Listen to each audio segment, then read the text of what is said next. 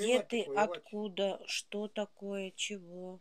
Ну, Людям это война, интересно. если она война. Нет, у тебя спрашиваю, пожалуйста, расскажи, как тебя зовут, откуда ты, Ну, чё, область Алексей что? Иванович, город Новосибирск. Ну, это Проживаю, место рождения. А город, проживаешь-то проживаю, Республика Алтай? да, село Каракокса, улица Да. 14, дом 14.